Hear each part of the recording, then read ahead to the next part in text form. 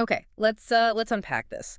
In today's world, your personal information isn't really just yours anymore, is it? No, not at all. It's become this incredibly hot commodity. Yeah, we're talking about companies building these huge, often kind of opaque systems just to, well, vacuum up every little detail. Exactly. Health, money, location, what you do online. Yeah. It's a lot. And people are being profiled, sorted by these complex algorithms based on all this really intimate data. And often, they don't even realize it's happening or they haven't really given clear consent for how it's truly being used. That's precisely why we're doing this deep dive today, Sure. using the sources you've all shared. Our mission here is to really figure out what is actually going on with your data, behind the curtain. Right. And how much control do you really have in this complex landscape? Exactly. And crucially, what steps can you actually take? What can you do about it right now? We're going to look at quite a bit those cookie pop-ups you see everywhere, Oh, yeah, constantly. how the laws are kind of scrambling to keep up, Mm-hmm. how AI is using your data in ways that might surprise you, Yeah. maybe even worry you, Yeah. like for insurance decisions, That's a big where one. your data actually lives, where it's stored, Right. why something as innocent sounding as cookies actually matters a lot. And then, yeah, land on some concrete, actionable things you can do. Okay. All right, so let's start with those cookie consent banners. You see them pop up constantly. The idea, right, is that clicking reject all or strictly necessary only, well, that stops the tracking. Well, that's the intention behind the regulations, yes. Mm. That's what should happen. Okay. But what the sources are revealing is that in practice, a lot of these mechanisms are, well, they're kind of just a facade, like window dressing for compliance. Mhm. Research shows that a significant number of websites simply ignore your explicit reject choices. They carry on using tracking cookies anyway. Wait, seriously? So I take the time, I click reject, Yeah. thinking, I'm protecting my privacy. And they might just track you anyway. Yeah. How is that even happening? Well, it's a widespread issue, unfortunately. Even when you explicitly opt out, some sites still collect data behind the scenes using those very same trackers. Okay. Others don't even give you a clear reject option. Sometimes it's just accept, or the opt-out is buried somewhere hard to find. Which isn't compliant, right? Not with GDPR, for instance. Definitely not compliant in places with stricter laws like the GDPR, no. Mm. And it gets worse. Sometimes trackers are actually deployed the second the page loads, Before you click anything? before you even get a chance to see the banner or interact with it or give any kind of consent whatsoever. That's wow. Okay, what about just closing the banner? Clicking the X. I do that sometimes just instinctively. Yeah, a lot of people do. But closing the banner is often treated by the website as implied agreement. Which also sounds like it violates the rules. It does in many places. It violates the legal requirement for an explicit opt-in. It really shows that these banners are frequently designed more for looking compliant. Ah, visual compliance. Exactly. Rather than actually giving you real control. That sounds like those manipulative design things. What's the term? Dark patterns. Precisely. That's a term for it. Those design tricks intended to nudge you, subtly or not so subtly, towards accepting tracking. Like the big green accept button and the tiny gray reject link hidden somewhere. Exactly that. Making accept easy and bright. Making reject difficult or hidden in menus. There have been enforcement actions, some pretty significant fines for not providing an equally accessible reject all option. But it still happens a lot. Despite that, yeah, noncompliance is surprisingly widespread. Studies have found the majority of websites they tested failed at least one core consent requirement. Okay, so if a site ignores my reject choice, what kind of data are they still grabbing and where does it go? Well, they can still deploy third-party trackers.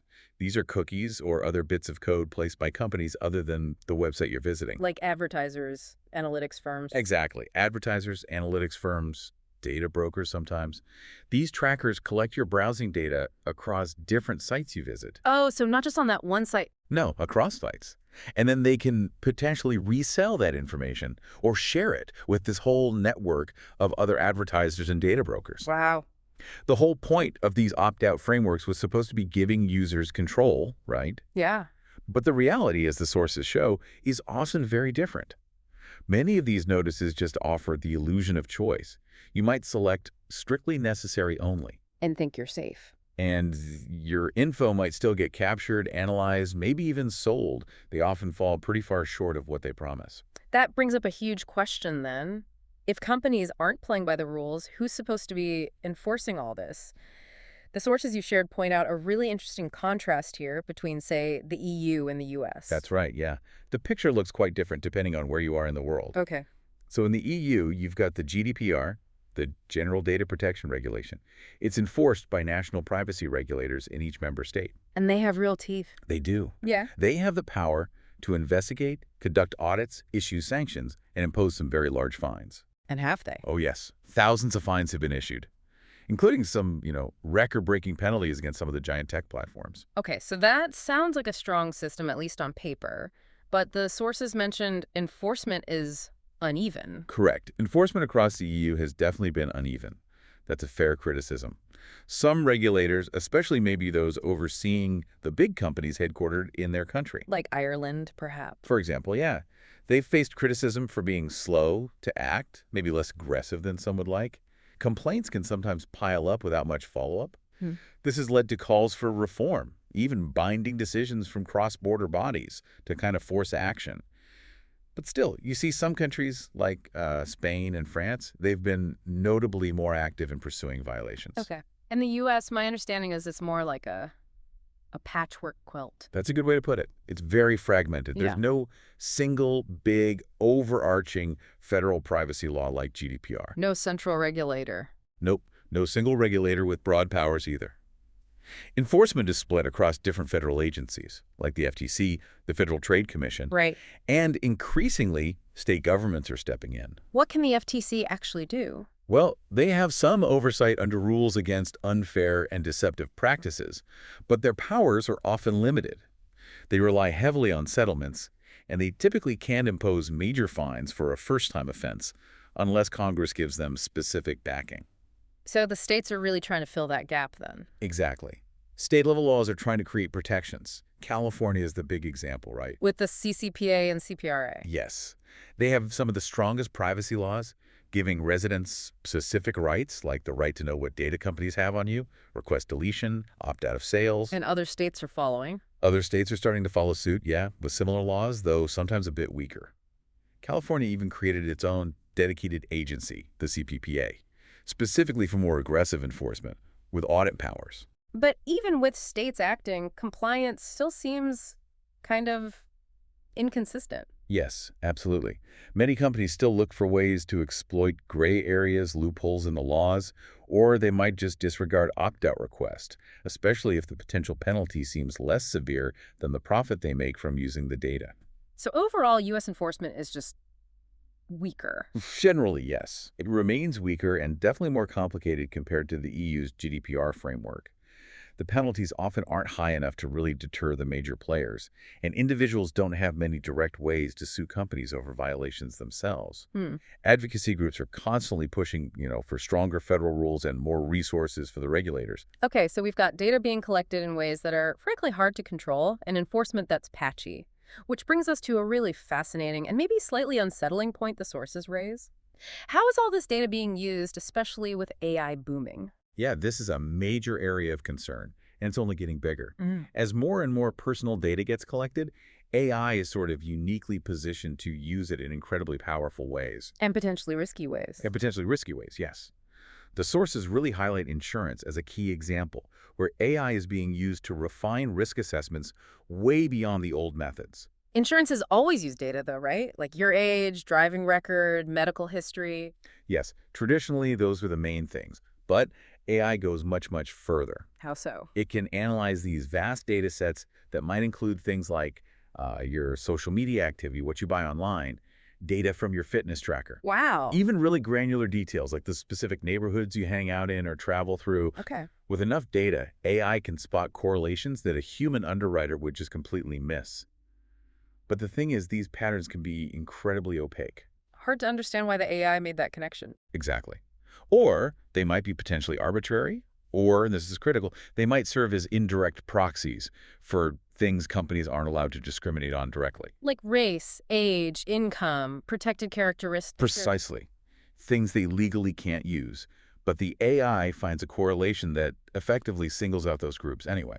So it could lead to indirect discrimination, even if it's not like intentional malice. It absolutely can.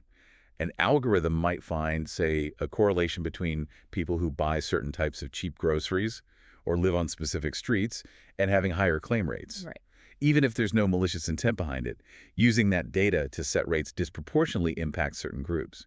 It effectively discriminates based on proxies for socioeconomic status or maybe even race. The sources mentioned some strange Yeah, examples. like insurers using house numbers as a pricing factor. Yeah. Statistically, the AI could defend it based on claim data somehow tied to those addresses. But it makes no logical sense otherwise. Right, it seems nonsensical or potentially discriminatory. And what about behavioral data? Like tracking driving habits through an app or health activity from a watch? What that introduces a whole new layer of privacy concerns and also potential for unequal treatment.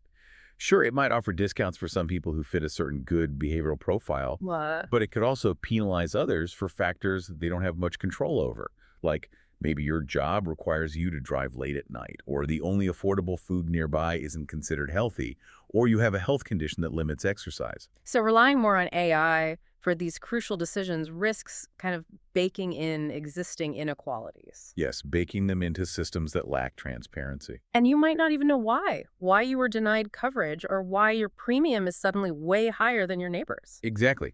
Without transparency into how these algorithms work, what data they're actually feeding on, they basically become these black boxes, silently sorting people into winners and losers. Are policymakers trying to address this? They're starting to.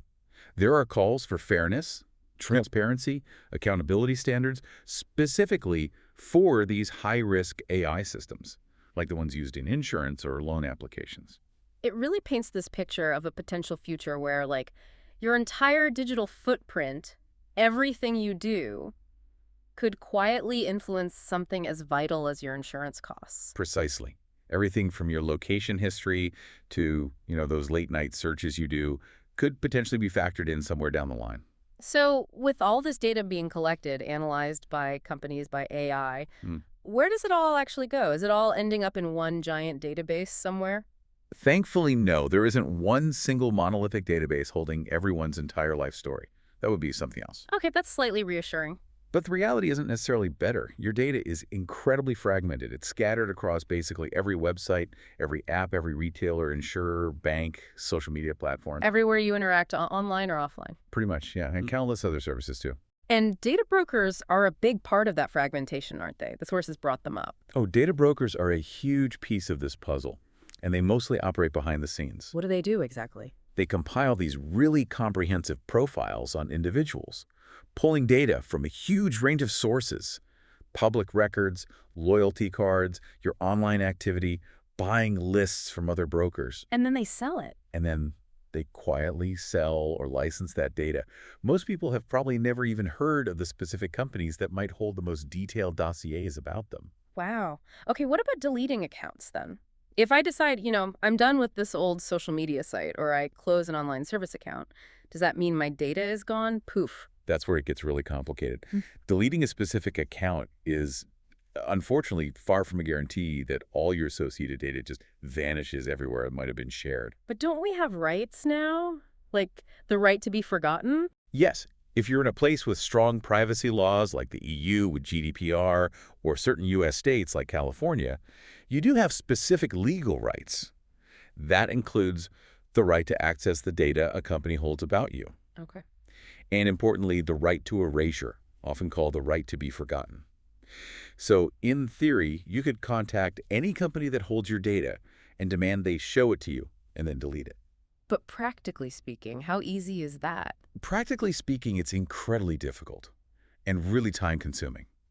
You might need to send dozens, maybe hundreds of individual requests. So every company you've ever dealt with? Potentially, yeah, including obscure data brokers you didn't even know existed, just to make a small dent in your overall digital footprint. And even if one company deletes their copy? They might have already shared it or sold it elsewhere, and then you'd have to track those companies down too. It's like a web. Are there any efforts to make this easier, less overwhelming? Some places are definitely trying. New laws are being proposed or put in place, like in California, to create more centralized ways to do this, maybe allowing one request to go out to multiple registered data brokers at the same time. That sounds helpful. It would be a significant step, yeah. But it still wouldn't cover every single business you've ever interacted with, or every single place your data might be hiding. Plus, some data just can't be deleted, right?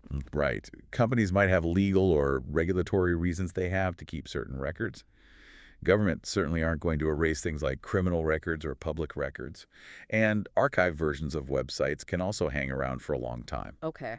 So while the right to delete exists in some places, it's kind of a fragmented right. It's not a magic wand for total erasure. No, definitely not. It sounds more like, as you said, trying to contain the spread rather than completely wiping the slate clean. That makes sense. Containing the spread, reducing what's out there. Exactly. And making it harder for companies to profit from it without your knowledge. Hmm. That's probably a more realistic goal than achieving, total digital invisibility. Let's shift gears for a second, talk about something that seems almost trivial. The name cookies. It sounds so harmless, Yeah. friendly even. Why does the actual name matter here?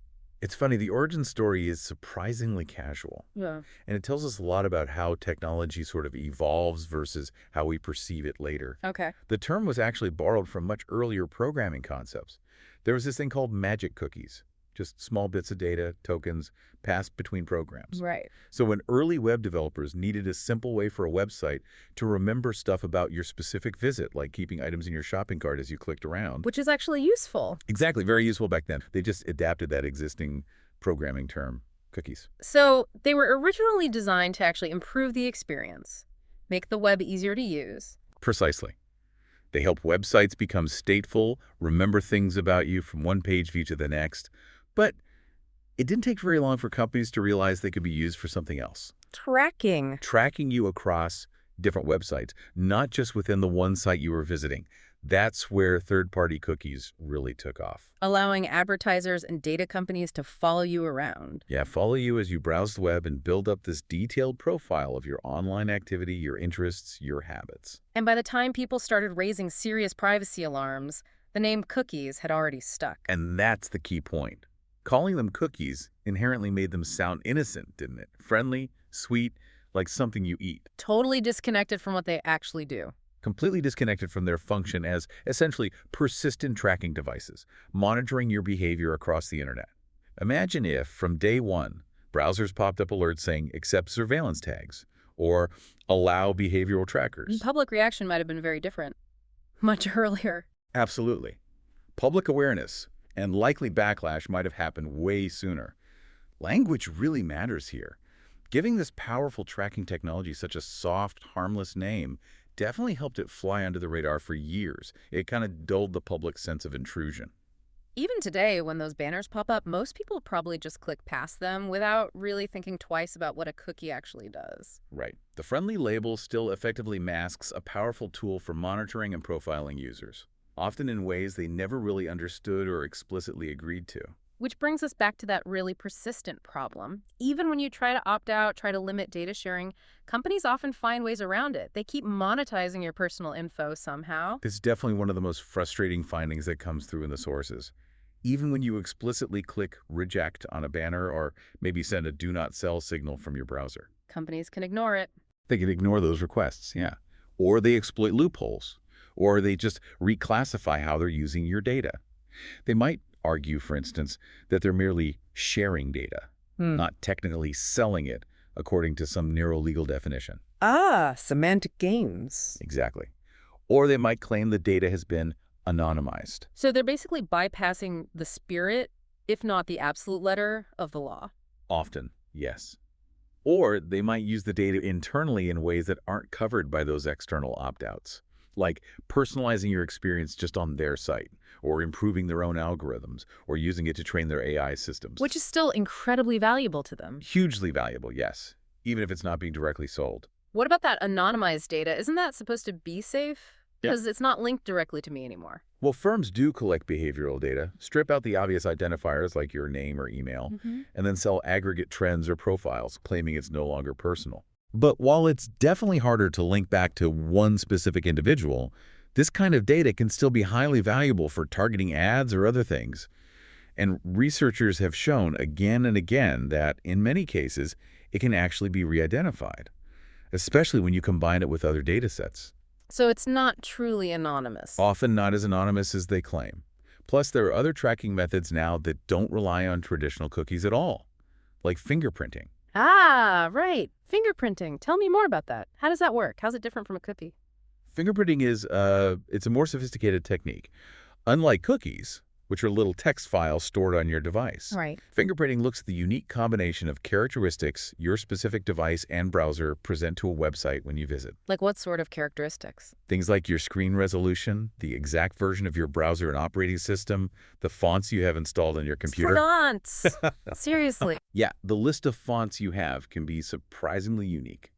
Also, browser plugins, language settings, even tiny variations in how your computer's graphics card renders images. Wow. By piecing together dozens of these little data points, they can create a highly unique fingerprint of your device. Okay, so it's like my device has this unique signature based on all its settings and hardware. Exactly.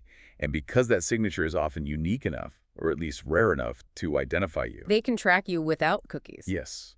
Sites can recognize and track you pretty reliably as you move across the web, often without needing to place a cookie or get any explicit consent for that specific method. And it's harder to block. It's harder for standard browser settings or basic ad blockers to detect and block effectively, and companies often don't clearly disclose that they're even using it. It really does sound like a constant game of whack-a-mole for anyone trying to keep some privacy online. That's a perfect analogy, really, for the current state of things. Mm. Every time regulations or technology try to close one door on tracking, Companies find another window. they find another window, or a technical workaround, or a loophole. The sources even mention cases where major retailers have been caught sending customer data to ad tech companies even after those users explicitly opted out, Why would they do that? essentially trading that data for better advertising performance for themselves, completely bypassing the user's opt-out request. Okay, so given all these challenges, the manipulative banners, the inconsistent enforcement, data brokers, AI uses, hidden tracking, like fingerprinting, what can individuals actually do? It sounds a bit hopeless. It can feel that way, but the sources do lay out some practical steps, things that feel more empowering. Good. And the key message really is that while it is a challenging landscape, you're not entirely powerless.